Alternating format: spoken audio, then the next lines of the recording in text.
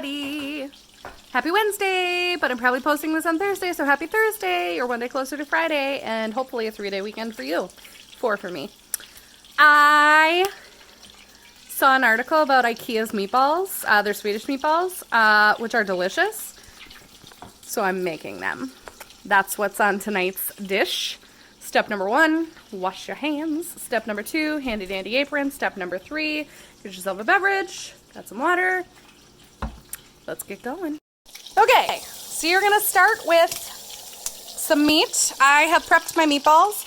I will definitely link the article for you guys in the YouTube, of course. Anyways, so it is a 1/2-to-1 ratio of pork and meat, but mine is 50-50 and falling apart, as you can see. No. Okay. I'll do this here in a minute so I can finish telling you what the recipe is. So I have 50-50 beef and pork, ground up, about 2 pounds. Then I added a single chopped onion, pretty fine. I, instead of breadcrumbs, used my pork rinds. I just crunched those up real good to be like a breadcrumb. And then 1 egg. And it calls for 5 tablespoons of milk, but you know, I don't have milk. So I went with just a little bit of heavy cream instead. Mix it all up together. Oh, garlic, obviously, garlic. Mix it all up together and then form it into balls and put it into the fridge for 2 hours just to help the meatballs like form their shape. Which like truly this is like, it's not super squishy. It's definitely a firmer meatball because it's been in the fridge. And then you put them into your pan. We are just gonna brown them on the outsides and then we will put them into a baking dish, cover it, and bake it for 30 minutes. I'll let you know what the temperature is when I do the conversion because the recipe is, of course, in Celsius. So stay tuned. What are you gonna do in that 30 minutes while your meatballs are in the oven? Step number 4, clean as you go. So I did some cleanup, did some thinking for tomorrow's dinner. It'll be a surprise. You'll have to come back. Did some prep work for the sauce that we're going to make. And yes, for all you loyal watchers, I know the only reason you're here is for the chickens, so I'll show them to you. Okay, the girls are in what I'm referring to as chicken jail because they've learned how to jump out, and I'd like them to stay in. So yeah, I think they're gonna go out to their real coop for good at the on this weekend. Hi, I see you. Say hello. They all say hello. Yep. Okay, sauce time. We are gonna listen. This recipe with grams and milliliters and Celsius. It's been a great learning experience. I still don't have those measurements down, but thank you, Google, for the conversion. So it's calling for 40 grams of butter, which is just a smidge over 3 tablespoons. So we'll cut that up. We're going to put it in. And then equal amount flour. I am just going to do all-purpose flour. The alternative options for thickening are pretty slim when it comes to low carb. And when I think about the amount of sauce to meatball ratio, I'm not beating myself up over the carbs that come with the flour.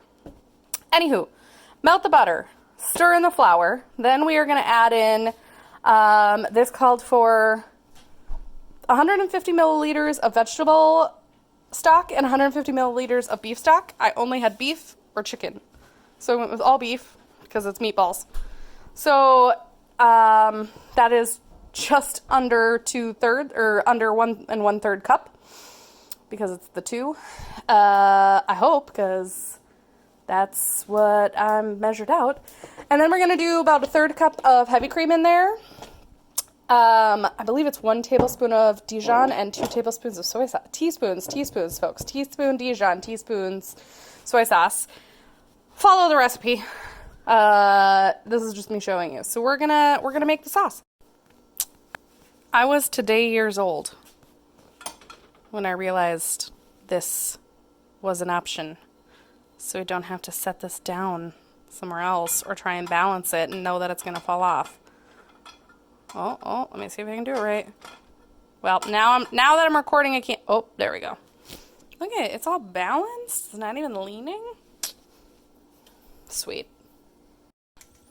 Okay, we quickly got the flour with the butter, and then we added the beef stock, and then we added the soy and the Dijon, and we are stirring, and now we're going to add about a third cup of that heavy cream. And stir, and then we're going to set it to low, and we're going to let it kind of thicken up.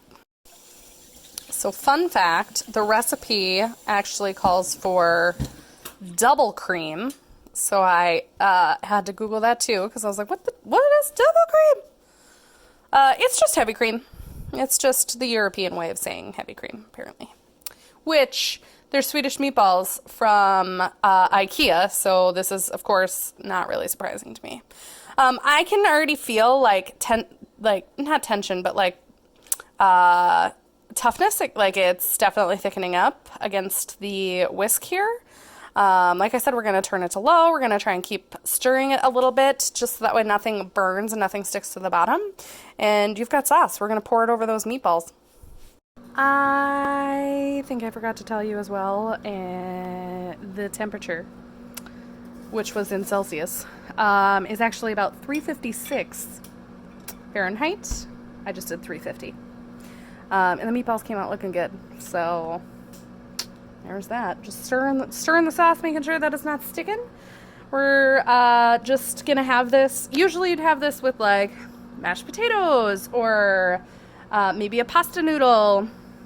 We are not going that route. We're gonna have it over zucchini noodles. I don't have fresh zucchini, but I have one of those green giant spiraled already microwavable packs, because that's what happens when you don't go to the store. Swedish meatballs with zucchini. 10 out of 10, best thing I've eaten all day.